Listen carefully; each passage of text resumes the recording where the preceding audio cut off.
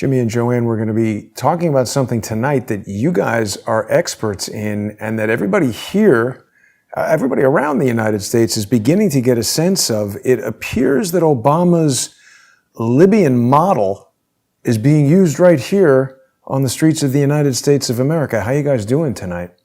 Great, Jason. Right. You know, we've been a broken record about that. About 2 years after we escaped from Al Qaeda and got back to the United States, we started seeing things happen here that were exactly a mirror image of what we had seen happen in Libya.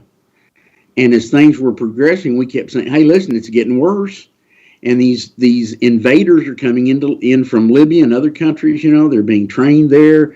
They're coming in here with false passports and names and being set up immediately with bank accounts and cars and everything, and it's happening here. And so Obama said he needed a 3 million man army in the United States to counteract the other powerhouses here. I'm paraphrasing. Well, it turns out there's more than 4 million here now of these foreigners trained by the CIA, Mossad, MI6.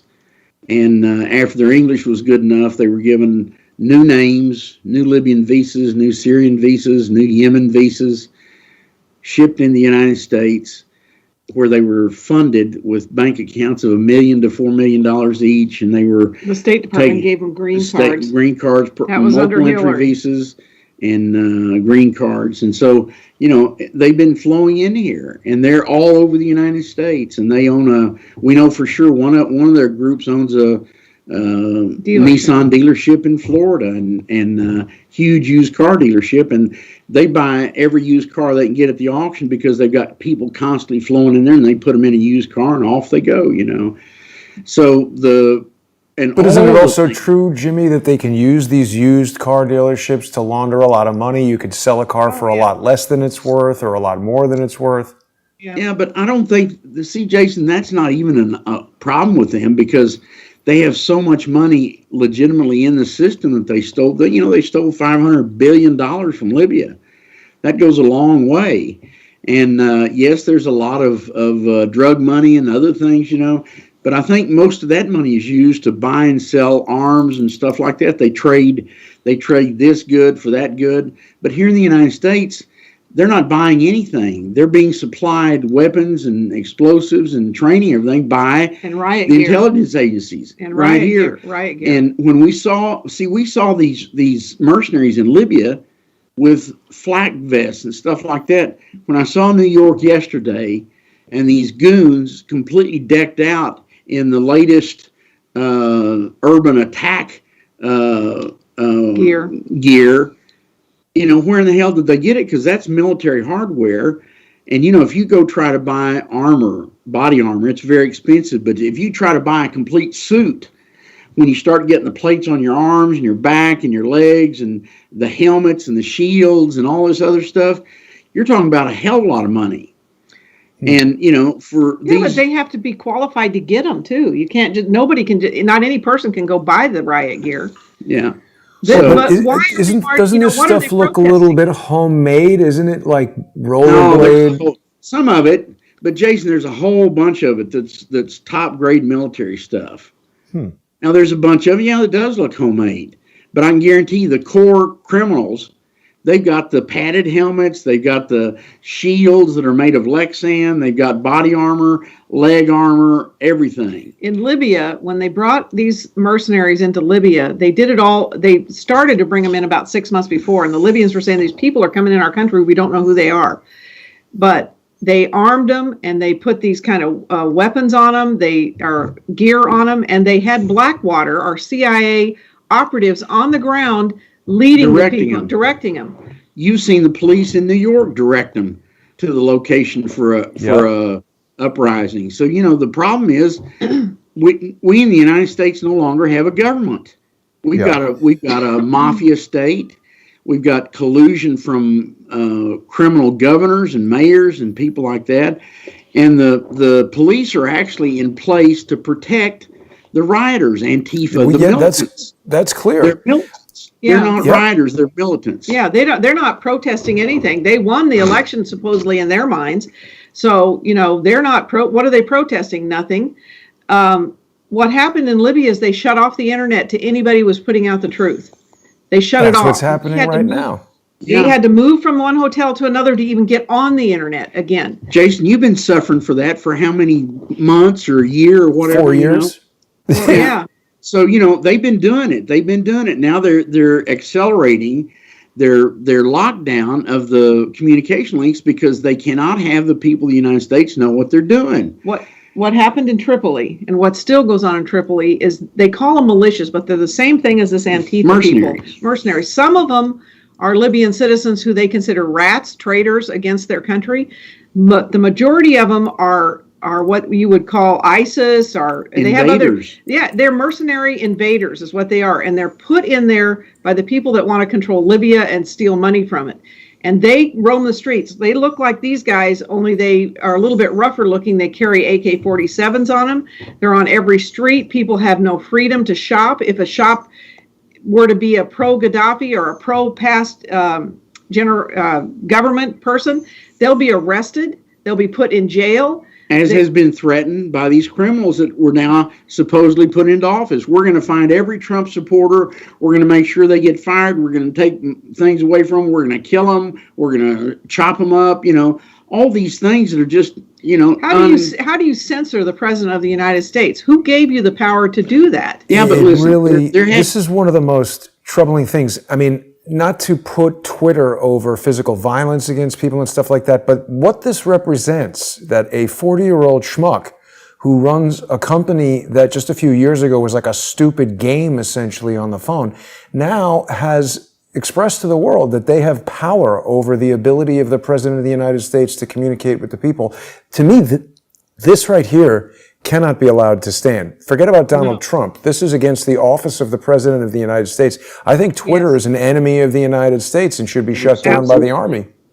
Absolutely. But Jason, I want everybody to really grasp this fact that this is not about Trump. This is about the liberty and heart and soul of America and the people. This is a civil liberty. Trump is the guy that we're all focusing on, but the truth of the matter is this is happening to all of us. And we're having our liberties shredded. We're having our lives threatened. We're having all our liberties taken away from us. And any of us that are not willing accomplices with these Satanists, we're gonna be put to death or strung up or put out of business. They're trying to get everybody that voted for Trump fired from their job. They killed, I don't know, I think close to 1 million in Libya out of 6 million people. We saw 128, or we saw 3 mass graves, but we know there were 128 mass graves there. They killed a lot of blacks. Any black person was chopped up and killed that they could catch. This was one of their. It was even printed in the beige guys in the head. They would torture the black guys. They assassinated so many Libyan soldiers, put them on their knees, tied their hands, and just went along and shot them in the back of the head. We have videos of that. I want to remind people while you're talking about it, JoAnne, that they can visit LibyanWarTheTruth.com. I mean, I think people will be shocked by this, although it's really only going to be people who haven't seen our show before and haven't heard you guys talk about this. But all of this footage is available for people who want to order the DVD Escape from Al-Qaeda. There's photos, there's videos, interviews, tons of information that Jimmy and JoAnne assembled on their trip in Libya over 4 years. The DVD is $15. It's $5 to ship it. But if you sponsor Jimmy and JoAnne on patreon.com/James and JoAnne Moriarty, you're going to get free shipping for $15. The DVD will be sent to you within the United States. And people need to look at this information and really absorb what's going on right now. This is not a joke. This is not a game. The parallels are right there. Obama said it. He said, we need to use the Libyan model. And everybody assumed he was talking about using it in some foreign country like they did Libya. North Korea or something. Which is equally terrible, by the way. He was talking about here. He was talking about the United States. Every single thing that's being done in the United States and has been done for the last few years was done in Libya. And, they want to kill Trump. They want to do this. Trump better look at what they did to Gaddafi when they finally caught him, These are bad guys, and it's the same bad guys, same bad actors, and same Satanists that are doing the things here in the United States they did in Libya. Also on our show, on our regular Patreon show, I'm going to take since I'm a Texan, I'm going to take a good piece of the show and tell everybody about why Texas may be a good alternative. Texas is really the only state of the 50 states. Well, no, Hawaii and Alaska could also, but Texas is the only state of the lower 48 that really has an opportunity to secede from the Union and can sustain itself. And we'll go into all those points, things that people don't realize. Texas is the second largest port state in the United States. Of the top 5 ports in the United States, 3 of them are in Texas. These are things that people don't know about Texas. Huge cotton production, huge grain production. Beef. There's 1.8 million jobs just in the ports in South Texas, and There's beef. Huge number of parks, lots of beef cattle, lots of other agriculture. Lots of oil. Yeah. Lots of refineries. You guys just told me about this, the Electric Reliability Council of Texas. This is pretty unique. Texas has kind of sort of its own grid? That's correct. And they did that back when the threat of the nuclear war was in full effect. The federal government decided they need to control all the electric grids in the United States. So if there was a place that was out of electricity, they could steal it from over here and move it over there. And so Texas said, not only no, but hell no. So Texas was generating a lot more electricity than they were using. And they used to be connected to the grid, and that electricity was required to be put into the grid at the lowest production cost in the United States. So Texas was able to sell it for like 8.5 cents a kilowatt hour, and they were having to put it on the grid for 2 cents.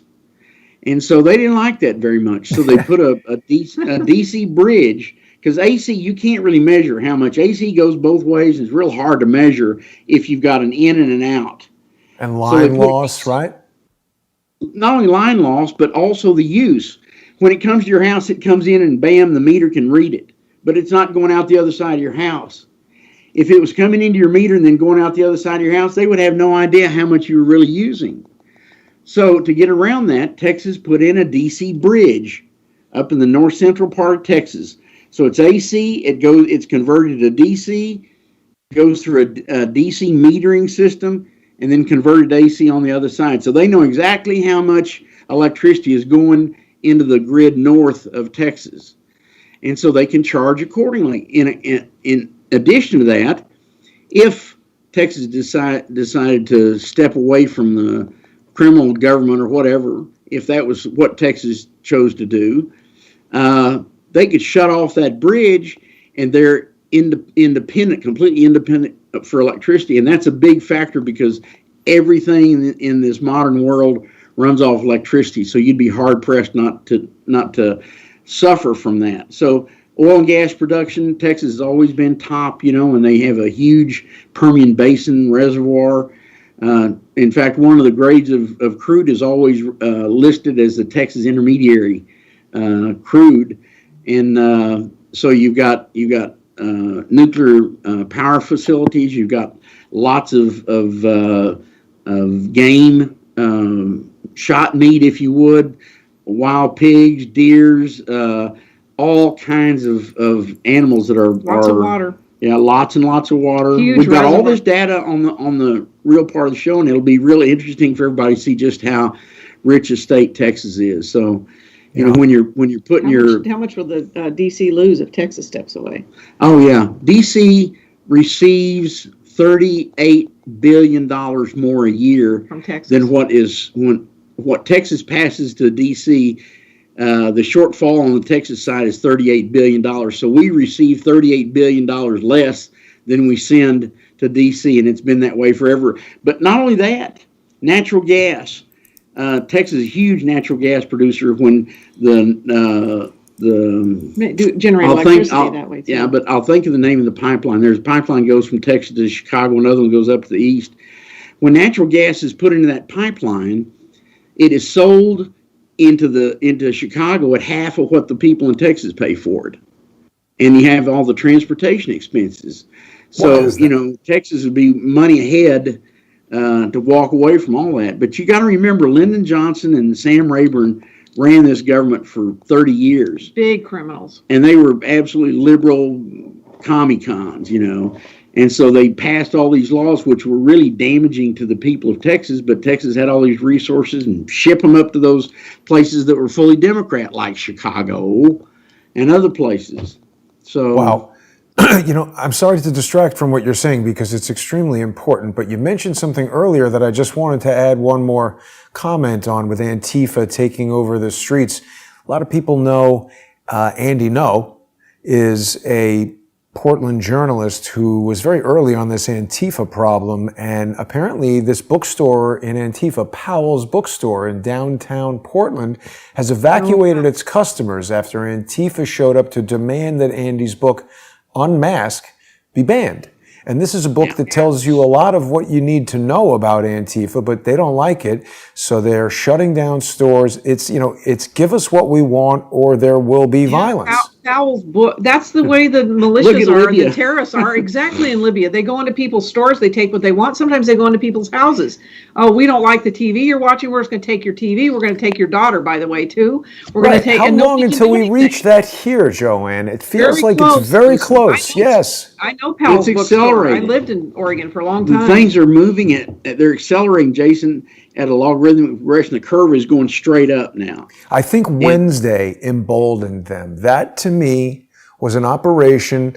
Look, let's be clear. There were Trump supporters who went in there. In any group, when we divide everybody into two groups, whether it's Trump and Biden, Obama and Mitt Romney, there's going to be people on both sides who are, well-meaning, thoughtful, caring people, and there's idiots on both sides. And right. I mean, people who get upset when I say that QAnon was a trap, go be upset. But if at this point, after what happened on Wednesday, if you can't realize that QAnon was designed to identify people who will not think for themselves, where we go one, we go all. I don't know all the anonymous people in QAnon. I'm not following them somewhere. People need to be extremely discerning, and they need to run down every single piece of information that they're presented with and not just go along with the crowd. I think it was used to identify people who are susceptible to influence, susceptible to suggestion, and Antifa agitators identified the drunkest, the rowdiest, the most susceptible to influence, and incited them to violence to achieve what they wanted to achieve, which was to blame it on Trump supporters, blame it on Donald Trump, and get us into this position right now where if Donald Trump doesn't do something immediately, not only will his presidential legacy be destroyed, his freedom may be gone, his family may be destroyed, the entire country will be destroyed.